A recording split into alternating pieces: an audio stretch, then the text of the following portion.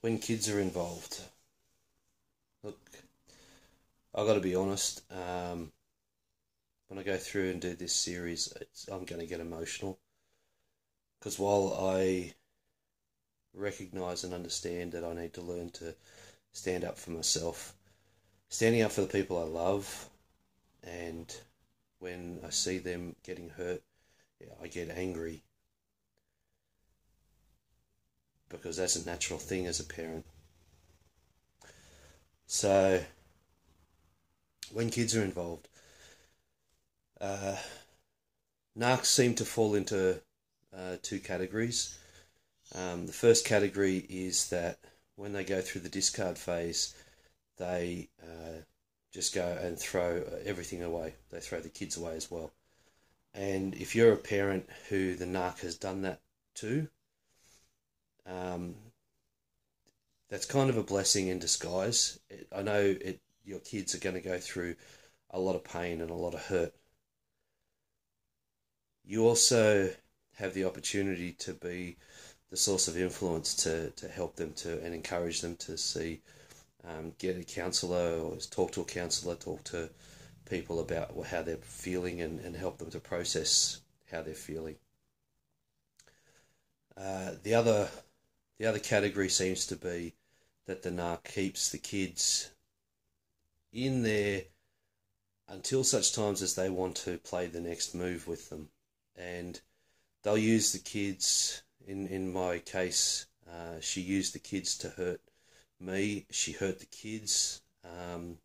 If you've seen my video on the animal abuse, as far as I can tell, it's fun for her. And some of the stuff, the delay tactics is a big one. So she left me in September, and she was in a relationship. So she left me on the 15th of September. She was in a relationship before the 1st of October. And she had said things to the boys. My youngest at the time, 8 years of age, came to me, told me I had anger management issues. An 8-year-old doesn't know what anger management is. And the major issue that I had with anger was that I repressed too much. I had held it all in, all of the abuse for so long that, I didn't actually know how to process it. And that's a blessing in disguise in itself, because it does mean that I was able to put aside my own emotional position and care for the boys wholly and solely.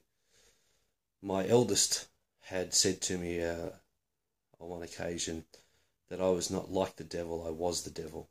So I can only imagine what other stuff she had said to them. My eldest at the time was 10. I was aware that she would go off for 2, 3, 4 hours at a time with her new boyfriend, who was a personal trainer, to go to the gym and leave my 10-year-old and 8-year-old at home alone. That neglectful parenting style, that's a common one, and they often, what was said to my boys was they were just learning how to be responsible for themselves. So my eldest took on very much a responsibility role, and he continued to be the parent of her in a lot of ways, through a lot of different things. She exposed him to a whole bunch of things that were way beyond his years, and he would take emotional charge of the situation and help her.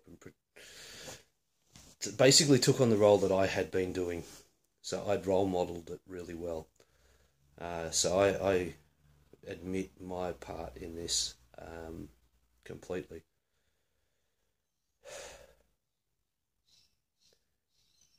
The delay tactics. We had been talking about the boys doing archery for some time, and we had decided that we would wait until both the boys could do archery, and then we would start taking them to do archery. After she'd left, she decided, out of the blue, to start taking up archery with her new boyfriend.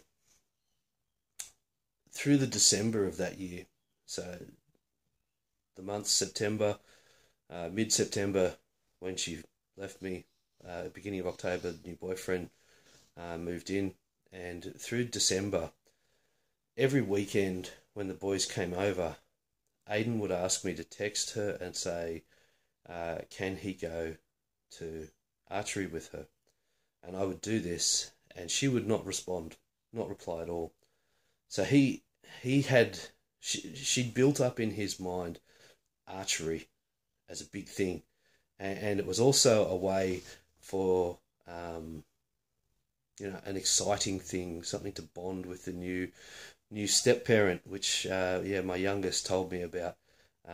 After 3 weeks, he'd watched my ex and the new boyfriend having sex, and he said to me very excitedly one night, "Oh, I think I know who my new stepdaddy is." So if there's kids involved, expect pain, expect a lot of pain. They won't necessarily understand what's happening. Now, my eldest didn't get to go and do archery until March, and because she delayed it so long, and that's one of the other tactics that they use, is that they delay and delay and delay, so that you're living in hope of something, of getting some attention, of getting some love, and when the love bombing comes, you just lap it up because you've been starved of it. So it's this starvation of attention for an extended period, and then this bombardment, and it creates this addictive cycle within the brain. And now I'm understanding more of it, because I'm learning about dopamine and serotonin and oxytocin, oxytocin, and endorphins as well, and also cortisol. So, look, if there's kids involved, it's going to be a hard road, I can tell you that. I can also tell you that you are more than strong enough to do it. I found, even though I still didn't know how to take care of myself, I protected my kids from so much. They're not even aware of the things that I protected them from, because I protected them. And that's what a parent does.